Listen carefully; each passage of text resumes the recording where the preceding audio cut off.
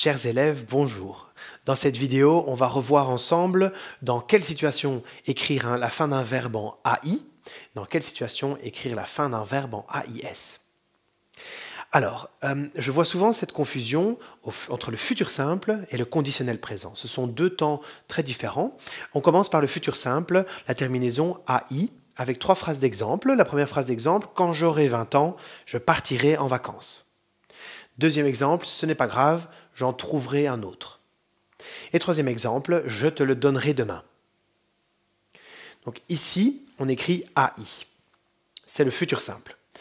AIS, ce n'est plus le futur simple, c'est le conditionnel présent. Trois exemples, je n'aimerais pas être à sa place. Deuxième exemple, sans elle, je serais très triste. Et troisième exemple, si je pouvais, je voyagerais plus souvent.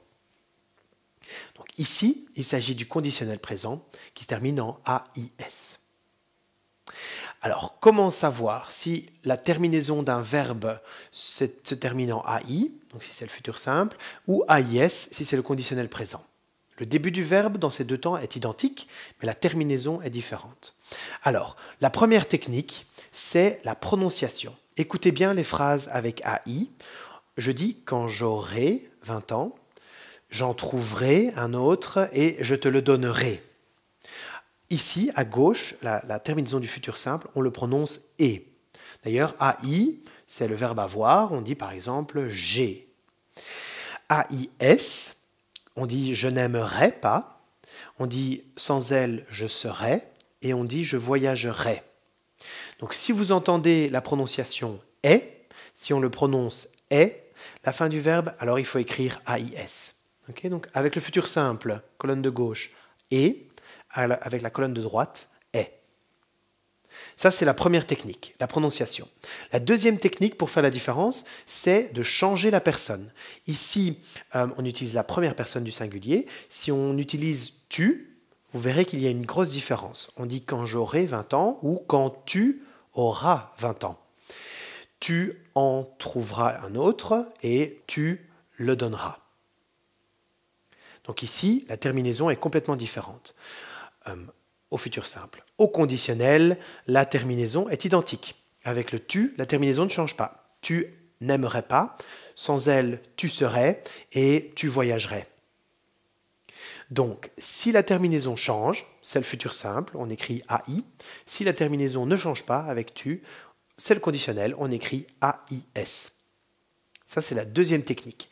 Et la troisième technique, c'est de traduire la phrase dans une autre langue ou dans votre langue maternelle. Voici la traduction en anglais et en néerlandais.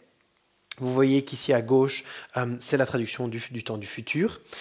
Et la traduction en anglais et en néerlandais de la deuxième colonne, vous voyez que c'est la traduction du conditionnel présent. Alors, pour bien mémoriser tout cela, il faut bien connaître les terminaisons. Alors, on revoit vite les terminaisons de ces deux temps. La terminaison du futur simple, eh bien, la première personne, elle est déjà écrite, c'est AI. Deuxième personne, AS. Troisième personne, A, au singulier. Et au pluriel, ONS, EZ et ONT. Donc ça, ce sont les terminaisons du futur simple. Les terminaisons du conditionnel présent, avec je, c'est AIS, avec tu, AIS, avec il, AIT, avec nous, IENS, avec vous, IEZ, et avec il, AIENT. Alors, on récapitule. Pour faire la différence entre AI et AIS, première technique, vous écoutez le son. AI, ça se prononce « et », comme « j'ai », et AIS, ça se prononce « est ». Donc ça, c'est la première technique. Deuxième technique, vous remplacez le « je » par un « tu » et vous verrez qu'il y a tout de suite une différence. Au futur simple, ça devient AS, la terminaison devient AS, et au conditionnel présent, la terminaison devient AIS.